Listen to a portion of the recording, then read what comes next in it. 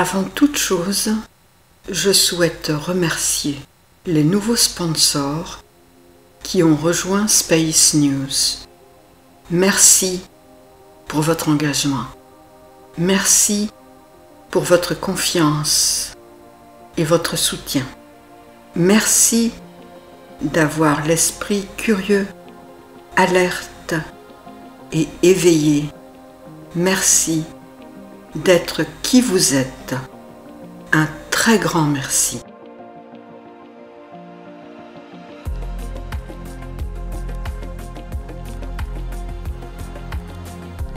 Le thème de cette vidéo est la puce.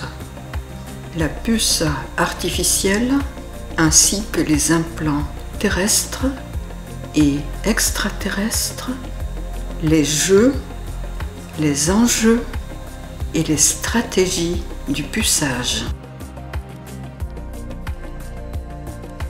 Cette vidéo est un documentaire sous forme didactique pour que vous puissiez appréhender des domaines qui ne sont pas souvent abordés sous les angles qui vont vous être proposés et pour acquérir les bases pour décoder et décrypter la réalité actuelle.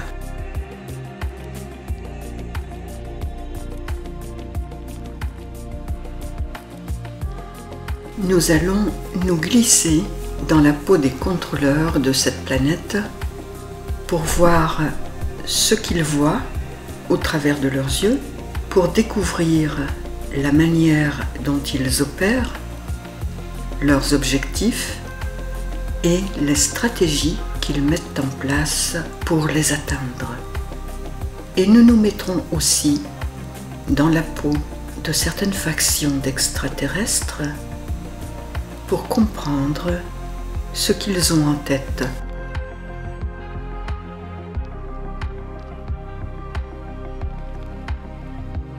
D'abord, du point de vue terrestre, domestique, scientifique et humain, en matière physiologique, morphologique ou comportementale, puis d'un point de vue des recherches en ufologie sur Terre, nous verrons le même sujet d'un point de vue purement stellaire, extraterrestre, en utilisant comme base plusieurs extraits de Premier Contact, mon troisième livre, pour étendre et compléter l'image globale. La publication récente du Squid Game, une série télévisée sud-coréenne de survie par Hane Tane Yeo, diffusée dans le monde entier le 17 septembre 2021 sur Netflix, et enfin la relation entre tous ces éléments et la transformation des fréquences de l'Homo sapiens et de la planète Terre.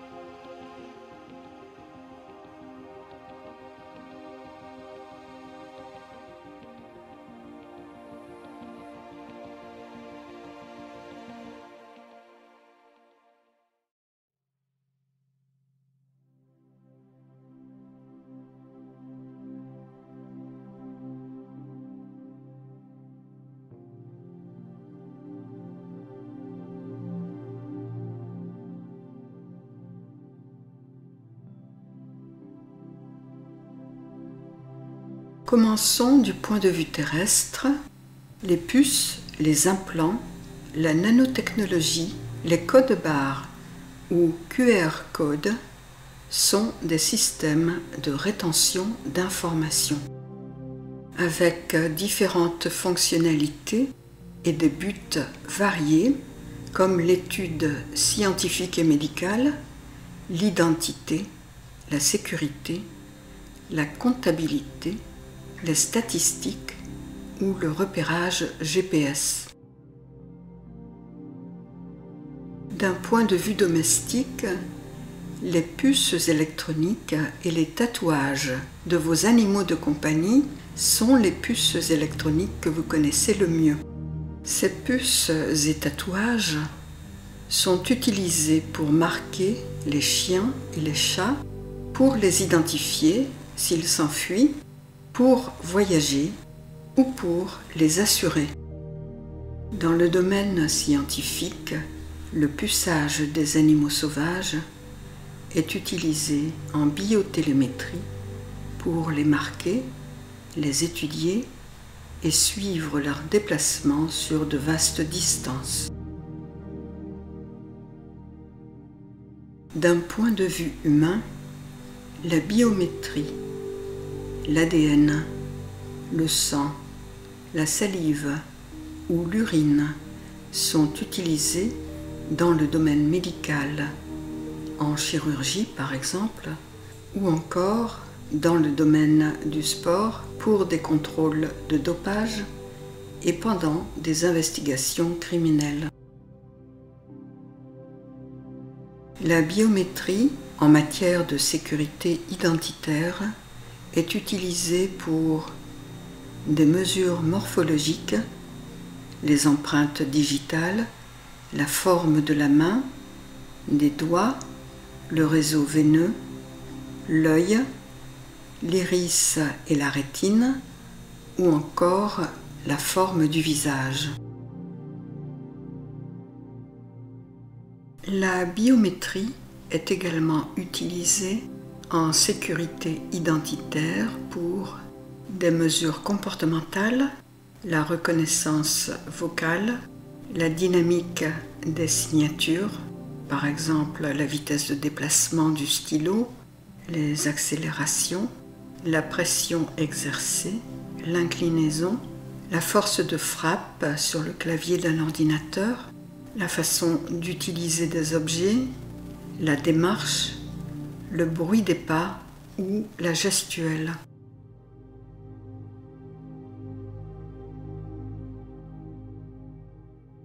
En matière de rétention d'informations, il existe également, comme vous le savez déjà, des codes à barres qui contiennent des informations dans le sens horizontal et des QR codes qui les conservent à l'horizontale et à la verticale, d'où le nom de code bidimensionnel.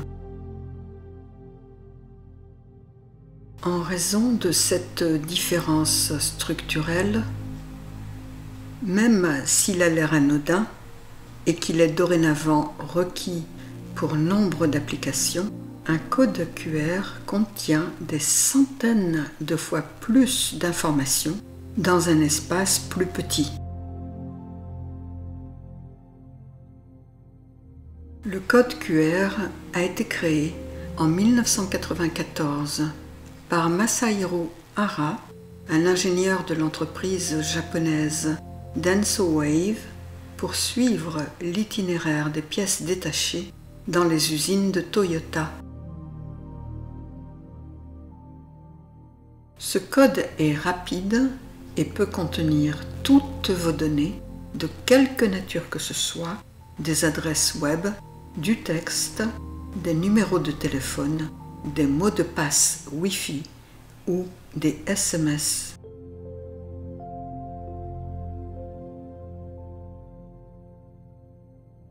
Passons maintenant au point 4 et voyons ce sujet dans le cadre de l'actualité sanitaire actuelle et de la pandémie. Les puces RFID, Radio Frequency ID, reconnaissance identitaire par radiofréquence, vous remarquerez que cette technologie est tout à fait similaire à celle utilisée par les stellaires, les extraterrestres. Pour beaucoup de personnes, l'idée d'une puce électronique implantée chez l'humain rime avec la fin des libertés individuelles et le contrôle des populations. Pourtant, 4000 Suédois à ce jour ont choisi de se faire injecter une puce électronique. Elles peuvent remplacer une carte de crédit, un badge d'entrée ou de sortie d'un bâtiment sécurisé, remplacer une carte de transport, payer des achats ou être identifié pour des soins et la prise en charge médicale. Plus besoin de s'inquiéter de la perte ou de l'oubli de sa carte, ni de transporter un portefeuille au quotidien. Grâce à sa puce, Ulrika Seising n'a plus ainsi qu'à agiter la main et entrer un code pour pénétrer sur son lieu de travail. I have a chip implant in my arm and I have programmed the chip so that I have my COVID passport.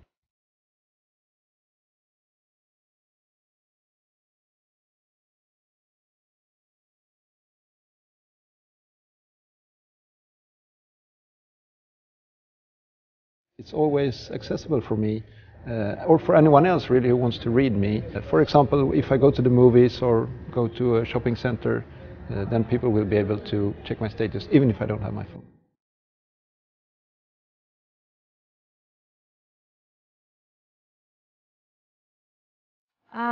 Well, I think it's very much part of my own integrity to have myself chipped and keep my personal data there with me. I actually feel in a way that it's even more controlled on my end, having it in my own hand. The COVID pass is maybe the thing for the winter of 2021, 2022. So we're going to use this for a few months, then it's going to go out of fashion. We'll do 100 other things. So, but right now it's hot because there's a very relevant user application for it. So that's why we're doing this right now.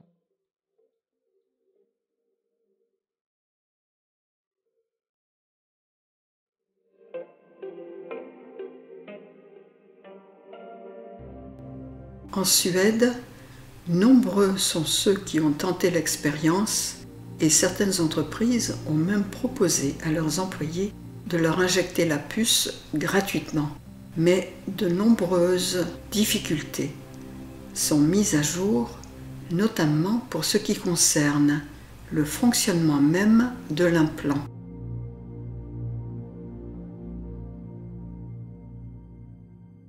La puce électronique sous-cutanée fonctionne grâce à la technologie NFC, Near Field Communication. Elle repose sur l'émission d'une onde radio à courte distance qui permet à la puce d'être repérée et lue par les appareils équipés de détecteurs, même si vous n'en êtes pas conscient. C'est déjà le cas avec les téléphones portables qui, même éteints, donnent accès à des tas d'informations vous concernant et à tout moment. Le seul moyen d'éviter la perte de vos données est d'enlever la puce. Mais si cette puce est à l'intérieur de votre corps, elle peut, comme actuellement avec votre téléphone, entrer en communication avec des appareils placés à proximité.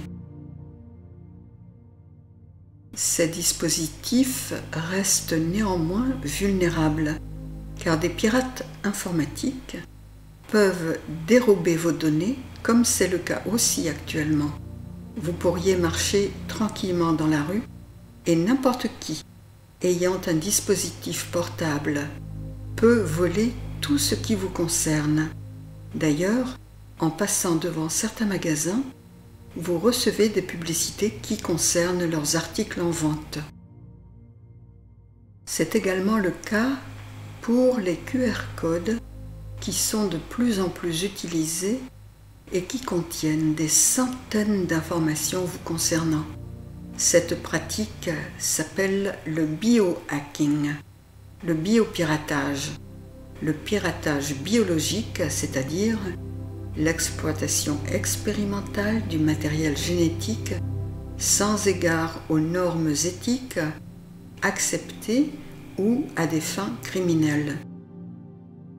Alors, pourquoi 4000 Suédois et Suédoises ont-ils accepté de leur plein gré de le faire, car ceci implique évidemment aussi l'intelligence artificielle. Pour certains, elle s'est davantage orientée vers la recherche de solutions économiques à des problèmes du quotidien. Pour d'autres, en revanche, elle s'étend en biologie et en biomédecine, en dehors des cadres médicaux et institutionnels. Le biohacking a souvent pour but de pirater son propre corps, son propre métabolisme, pour étendre les capacités physiques ou pour atteindre une santé optimale, en particulier pour les malades qui ne trouvent pas d'autre solution que la nanotechnologie médicale à la guérison de leur maladie. L'entreprise suédoise Disruptive Subdermals, spécialisée dans les implants à micropuces, a adapté sa technologie et propose d'injecter le tout récent et officiel pass vaccinal sous la peau. Il est toujours accessible pour moi ou pour n'importe qui d'autre qui veut le lire. Par exemple, si je vais au cinéma ou dans un centre commercial, les gens pourront lire mon statut, même si je n'ai pas mon téléphone sur moi, comme l'explique le directeur de la société. Point 2. Passons maintenant au domaine de l'ufologie sur Terre. Des recherches faites par le chirurgien américain, le docteur Roger Leir, décédé en 2014, et son équipe, qui sont devenus spécialistes dans l'extrait d'implants d'origine inconnue sur des personnes affirmant avoir été enlevées par des extraterrestres. Le docteur Leir a publié ses recherches et ses travaux dans plusieurs pays, notamment en 1999 dans un ouvrage intitulé « Les extraterrestres et le scalpel, preuves scientifiques des implants extraterrestres chez l'homme » et en 2000 avec le co-auteur Whitley Strieber, américain, écrivain et abducté, un livre intitulé « Les implants extraterrestres ». Ils ont effectué une série de tests pour identifier les propriétés des implants et en sont arrivés aux conclusions suivantes. Premièrement, ces objets ne sont pas facilement détectés et ils peuvent rester cachés à l'intérieur du corps pendant des décennies avant d'être découverts. Deuxièmement, la plupart sont en métal et ce sont des dispositifs de géolocalisation. Ils sont composés de nanotubes de carbone qui émettent des signaux radio qui permettent de recevoir et d'émettre des informations. Troisièmement, les chirurgiens extraterrestres qui les ont implantés en savent beaucoup sur le corps humain. Ces objets peuvent être de l'ordre de la nanotechnologie, infiniment petits jusqu'à 10 cm, et ils sont placés avec succès et restent à l'intérieur des tissus humains sans que l'hôte ne ressente d'inconfort ou de douleur. Il n'y a pas de phénomène de rejet inflammatoire par le corps. La couche extérieure était en céramique et des terminaisons nerveuses se développent jusqu'à ce que l'implant fasse partie intégrale du tissu biologique. Cinquièmement, observés par télescope électronique, les médecins ont découvert que le corps en céramique servait de filtre piézoélectrique, capable de résonner sur une fréquence fixe, et il est souvent composé de titanate de zirconium. La fréquence de résonance du filtre et sa bande passante sont déterminées par la nature, la surface et l'épaisseur du matériau résonnant. Sixièmement, les matériaux ne sont pas sécables et aucune machine terrestre n'arrive à découper le métal. Septièmement, lorsqu'un chirurgien essaie d'enlever l'implant, celui-ci repousse les tentatives d'extraction et s'il est retiré en plusieurs morceaux, il se reconstitue automatiquement. Il s'agirait donc de matériaux nanotechnologiques à mémoire de forme. Passons maintenant à la perspective stellaire vue par des extraterrestres et non plus par des terriens.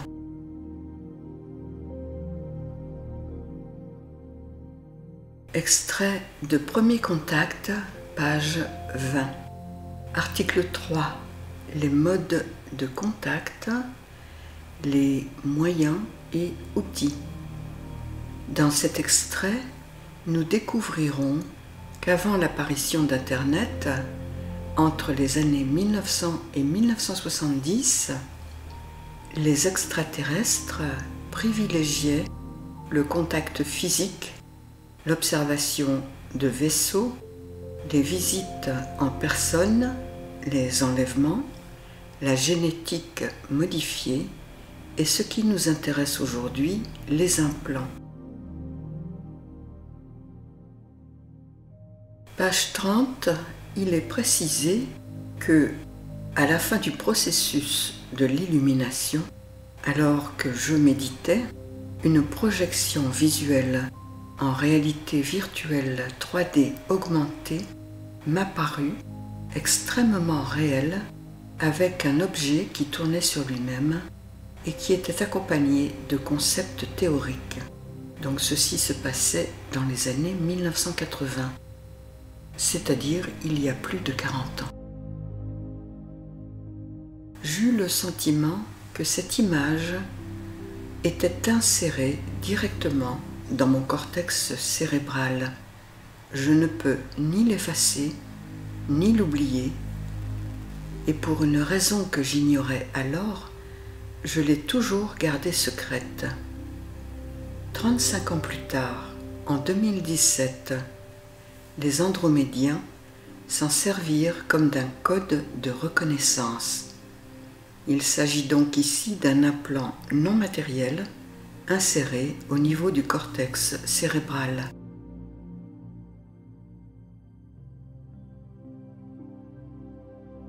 Page 80-81, le sergent Dan Sherman, dans son livre Above Black, documente son expérience professionnelle dans un programme de communication intuitive développé par le gouvernement américain directement en contact avec 2 extraterrestres.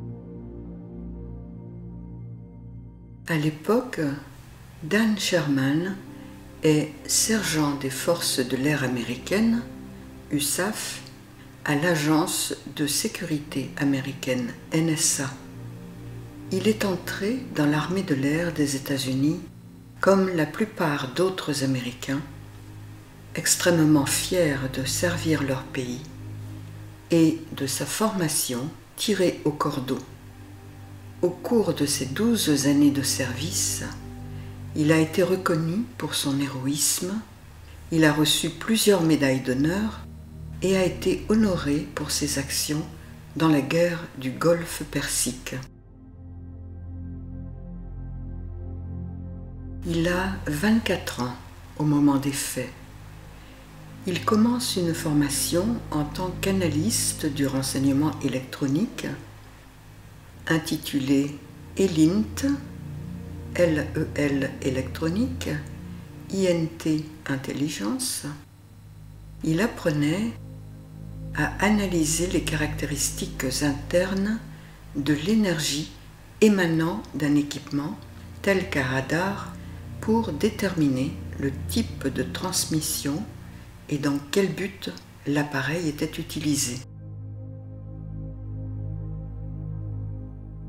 Mais en parallèle, ses supérieurs lui proposèrent d'en suivre une autre, la première servant de couverture à la seconde. Cette formation était intitulée le PPD, Project Preserve Destiny.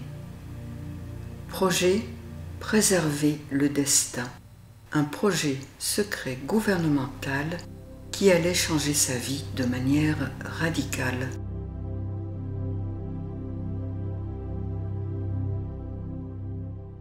Son monde va se renverser complètement lorsque le capitaine lui annonce que des tests aléatoires avaient été menés pour déterminer la compatibilité génétique d'une partie de la population et que pendant l'été 1960, sa mère avait reçu la visite d'extraterrestres. Alors qu'il n'était encore qu'un fœtus dans le ventre de sa mère, il l'avait implanté et manipulé génétiquement pour qu'il ait des capacités spéciales et pour parler avec des extraterrestres par le biais de communication intuitive. Il lui révèle de plus, sans autre ménagement et de but en blanc, que le gouvernement américain est en contact avec des extraterrestres depuis 1947. Inutile de dire que Sherman était choqué. Donc, il s'agit ici à la fois d'implants neuronaux au niveau du cortex de Dan Sherman, d'une manipulation génétique et peut-être aussi, mais ce n'est pas précisé dans son livre, d'implants physiques.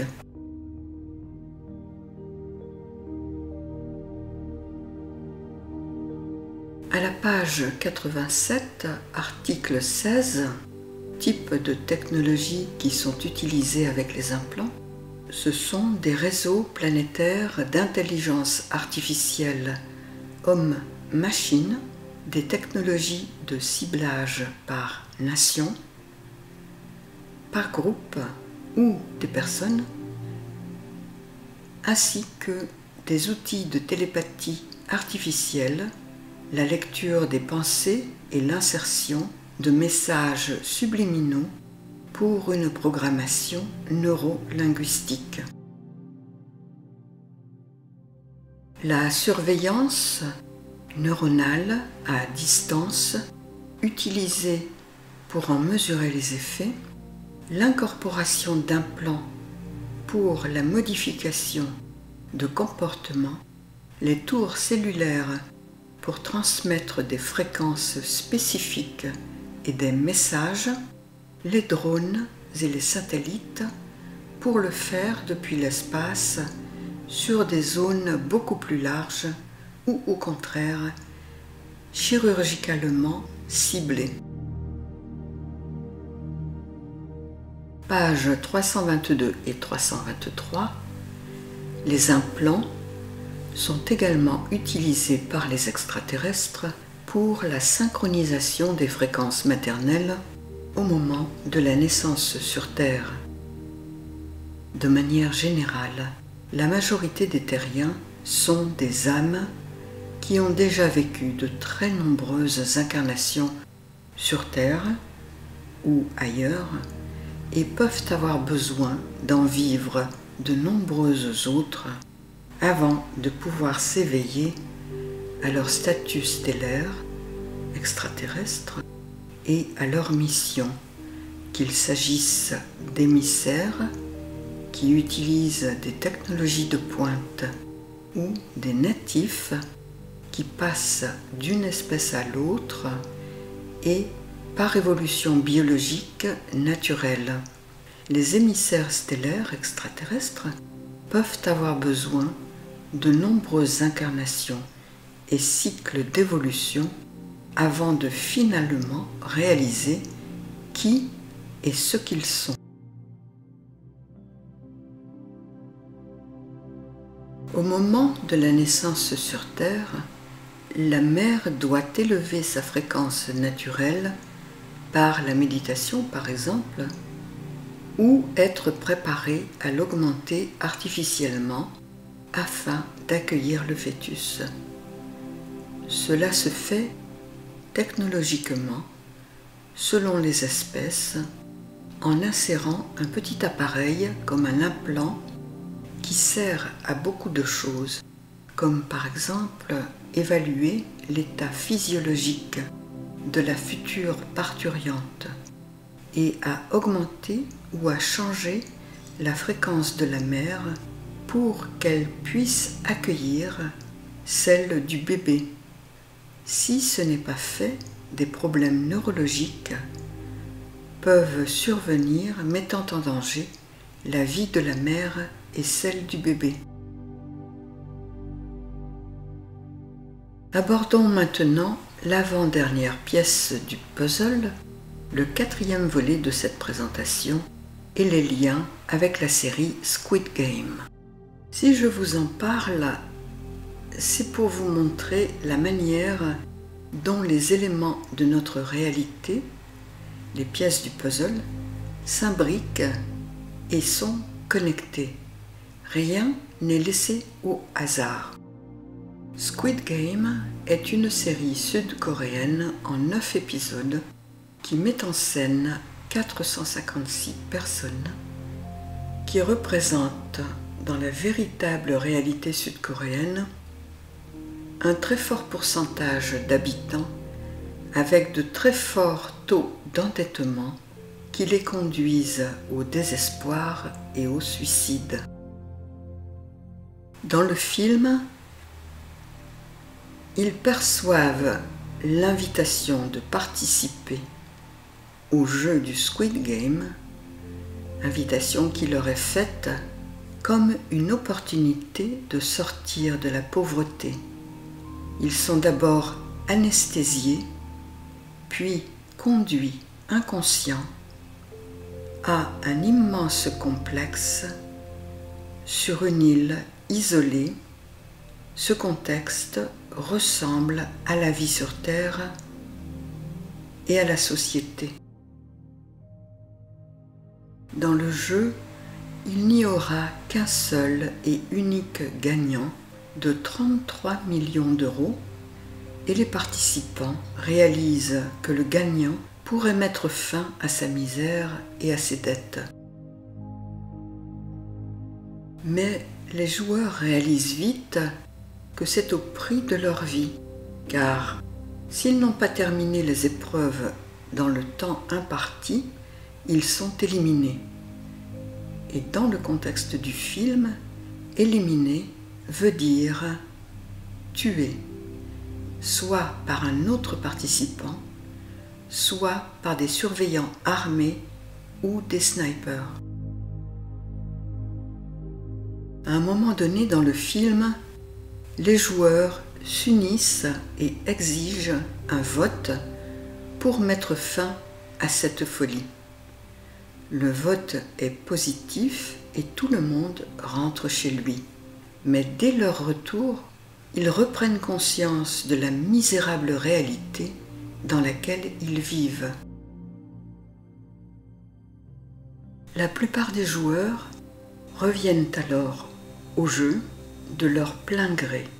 Le processus démocratique de vote n'était qu'une illusion. L'élite a manipulé le système pour obtenir le résultat qu'elle voulait et qui était que les joueurs reviennent volontairement jouer pour gagner de l'argent, du plaisir, du pouvoir contre leur vie. Et ce sont donc les valeurs qu'ils donnent à leur vie. Plaisir, argent, pouvoir, peur. Comme sur Terre, pour chaque citoyen, aussi bien que dans le système de réincarnation, les terriens reviennent au jeu, quel que soit le danger, de leur plein gré, pour la jouissance que la peur procure, pour le plaisir, pour l'ego, pour l'argent, le pouvoir, au prix des valeurs fondamentales de la société et de la vie. Les joueurs sont dépouillés de tout, y compris de leur dignité, comme s'ils renaissaient enfants au cœur d'un système où ils reçoivent des ordres qu'ils suivent sans se questionner, sans se remettre en question, en troupeau bien mené, tout à fait comme sur Terre. À l'entrée dans le jeu, les joueurs déambulent à travers un labyrinthe d'escaliers vers un monde dans lequel plusieurs dimensions, diverses lignes de temps sont représentées sur un seul et même plan où les lois de la gravité normale ne s'appliquent pas. Ce labyrinthe est inspiré des œuvres de l'artiste néerlandais Maurits Cornelis Escher, décédé en 1972, qui est l'un des grands peintres de l'anamorphose. Anamorphose terrestre, anamorphose extraterrestre. Cette œuvre est intitulée Relativité et a été publiée en 1953. Anamorphose et palimpseste, des formes que j'utilise souvent dans mes vidéos, comme dans Les Ambassadeurs d'Holbein, dont je parle dans nombre de mes vidéos et que j'ai présenté dans mon livre Artificiel, page 37. Les participants de Squid Game sont amenés alors de leur plein gré à changer de position pour percevoir les dynamiques en cours en diagonale et avoir une fenêtre pour la voir correctement. Et c'est ce que vous êtes en train d'apprendre également en ce moment. Les surveillants répondent à une hiérarchie bien précise. Comme dans nos sociétés sur Terre, beaucoup de personnes sont regroupées en bas de l'échelle et représentées par les cercles, l'ensemble de la population. Ils font les basses besognes et ils s'occupent des tâches ingrates. Les triangles sont la faction des soldats et des militaires armés. Et les carrés sont une élite cachée parmi les participants, les leaders et un architecte.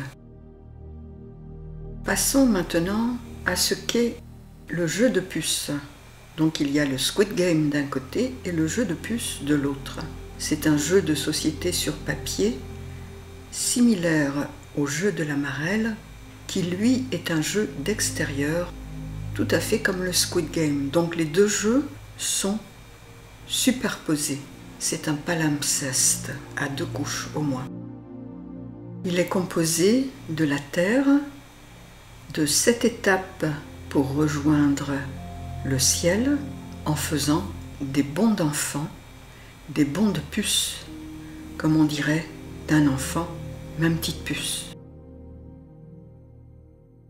Il y a de nombreux éléments à relever dans cette série ou dans les films de manière générale, en termes de symbolisme, de géométrie sacrée, de messages graphiques ou sonores, subliminaux, de notions spirituelles et conceptuelles et de notions extraterrestres. Mais nous allons nous concentrer sur la symbolique des surveillants parce qu'elle est reliée à la pandémie actuelle. Les couleurs symboliques des contrôleurs de la planète sont normalement blanc, noir, bleu et rouge. Mais ici, le réalisateur a préféré les couleurs du jeu de puce en faisant un clin d'œil à la France.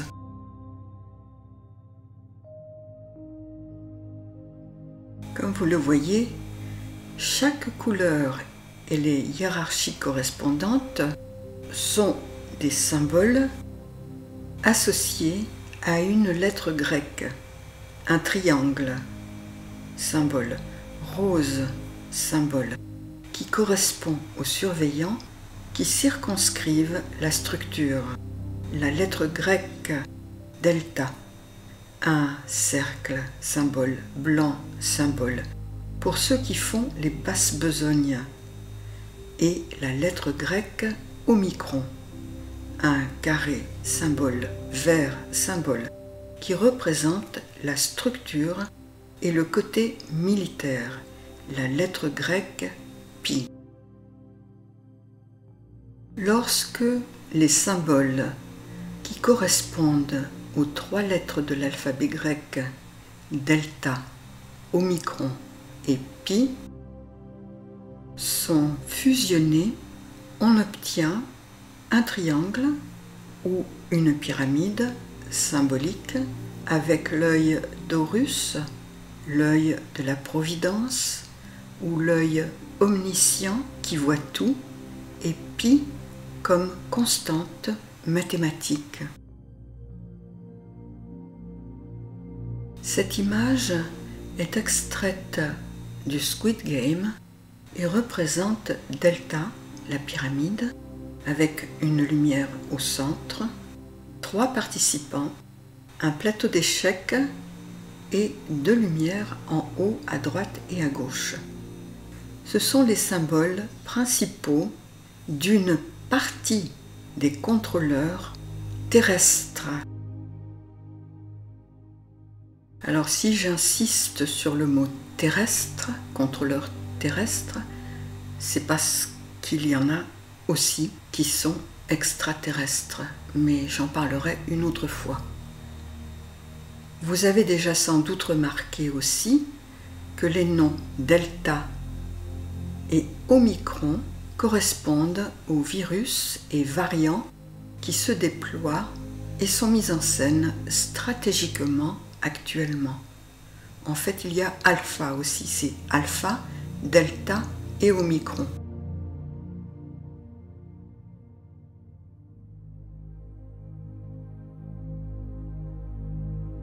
Le cercle, le triangle et le carré sont des symboles primitifs en religion, communément appelés les symboles sacrés. Lorsqu'ils commencèrent à faire leur apparition, c'était pour que l'esprit puisse se concentrer sur l'infini, de sorte qu'en gardant les yeux sur le symbole, rien ne puisse détourner l'attention. Ces symboles furent enseignés aux hommes primitifs, tout autant que le fait qu'ils ne devaient pas les adorer. Le symbole n'était qu'une image pour empêcher l'esprit de vagabonder.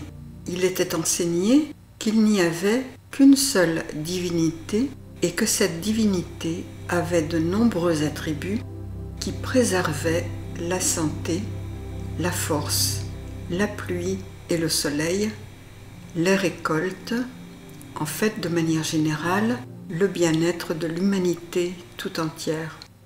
Au début, il n'existait que ces 3 symboles, puis d'autres furent ajoutés jusqu'à Sumer et l'Égypte il y a 3 ou 4 000 ans.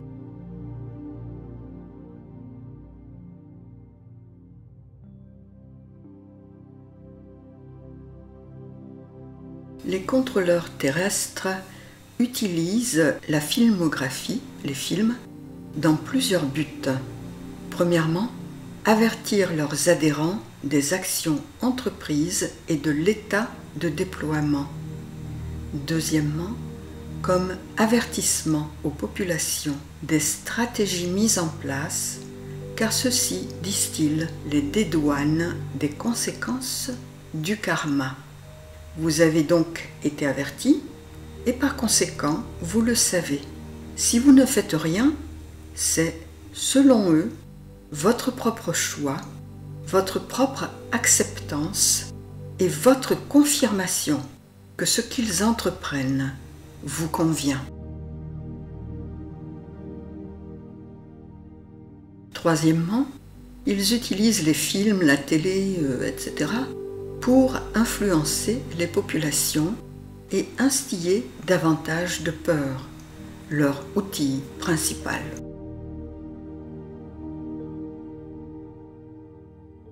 Quatrièmement, pour que vous vous appropriez les éléments des films et les fassiez passer dans votre vie courante. C'est une éducation qui est faite non seulement grâce à l'école et les cours de récréation, mais aussi grâce aux films et à la télévision.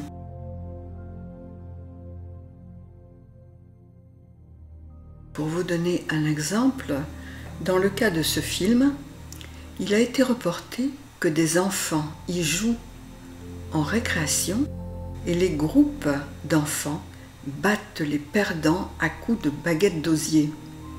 Des jeux ont été également créés en ligne pour les adolescents qui continuent d'alimenter la peur ressentie par l'ensemble de la population terrestre.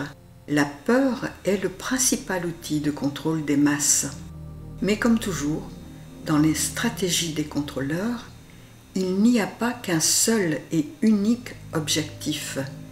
Les buts sont multiples et variés et peuvent aller à la fois du côté positif, du côté négatif et neutre.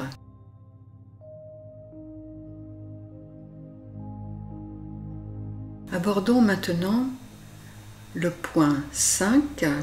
Je ne le ferai que succinctement car je suis en train d'écrire un livre sur ce thème. Ça sera le livre 4. Voici une image qui sera publiée dans ce livre qui paraîtra fin mars, début avril. Il aborde le grand thème de l'éveil des populations et des fréquences ou des niveaux d'éveil.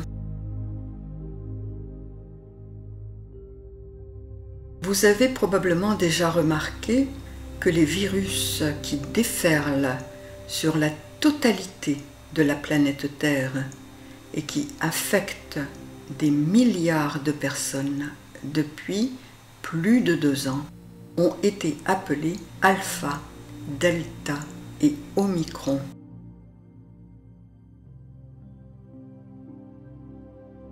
Les intitulés correspondent aux lettres grecques qui sont également utilisées pour nommer les différentes ondes cérébrales.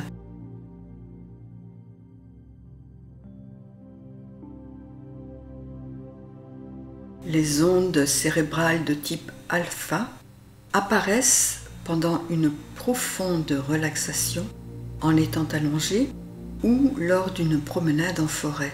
C'est un état propice à la méditation et la passerelle à des états de conscience plus profonds qui permettent d'accéder à la richesse et à la créativité personnelle ainsi qu'au subconscient. Le rythme alpha se décompose en 4 niveaux. Niveau 4 s'active dès que l'on ferme les yeux et que l'on se détend. Niveau 3, le mental est encore très actif, mais on a l'impression, à un certain moment, de plonger sous l'eau et de flotter librement.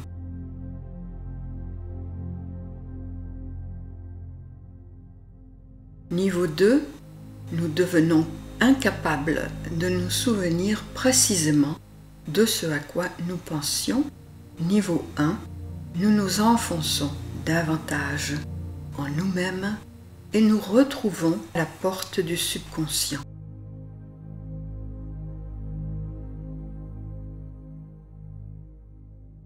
Pendant les fréquences alpha, les 2 hémisphères cérébraux travaillent en parfaite harmonie. Notre vision s'élargit, la concentration est plus pointue et la mémoire se renforce. Nous sommes alors davantage capables de gérer et d'influer sur le fonctionnement même du corps, les réactions physiologiques liées aux émotions et au stress pour être maître de soi. Et je ne dis pas contrôleur de soi, mais maître de soi.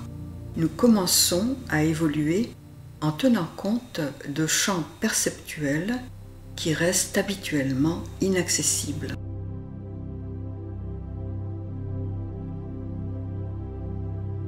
Le rythme delta est une onde à basse fréquence, mais ample. C'est le résultat de notre capacité d'intégration et de laisser aller. C'est un état inconscient et de sommeil profond pendant lequel notre conscience du monde extérieur et physique est diminuée, voire totalement absente.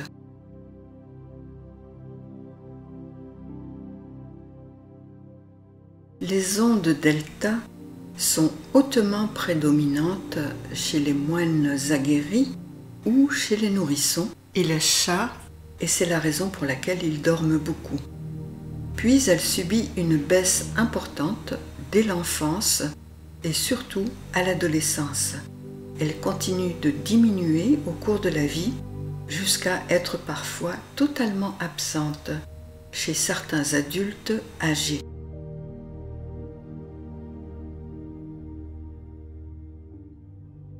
Les virus de la pandémie actuelle, alpha, delta et omicron, ont aussi leur propre fréquence qui peuvent inhiber l'activité et l'éveil dans des états de transe pendant les méditations profondes.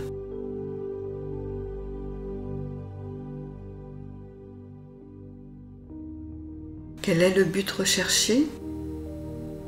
Le but est-il de subjuguer les populations ou au contraire de les éveiller et de les rendre plus créatives?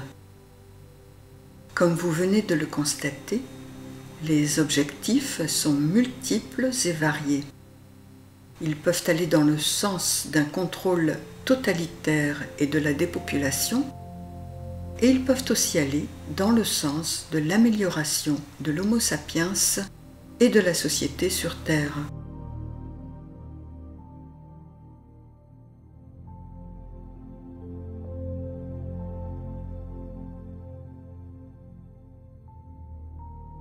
Le secret et la sagesse est d'intégrer les possibilités positives et négatives simultanément et de développer une vision tétravalente des communautés terrestres et extraterrestres. Si vous prenez parti d'un côté ou de l'autre, vous continuez d'évoluer de manière duelle et binaire. On est pour ou on est contre. Or, l'illumination est précisément au-delà de ces clivages.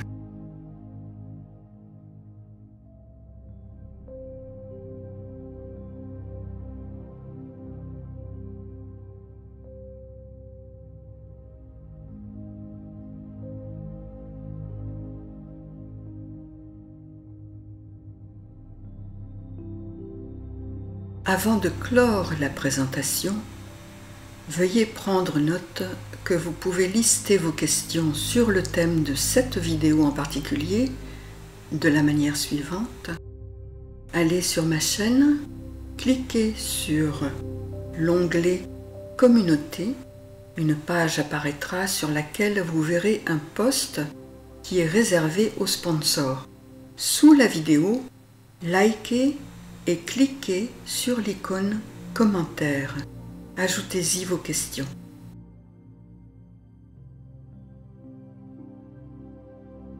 Je suis Tim, votre animatrice de service et l'un des porte-drapeaux d'une communauté planétaire. Je vous remercie et je vous salue respectueusement, de cœur à cœur.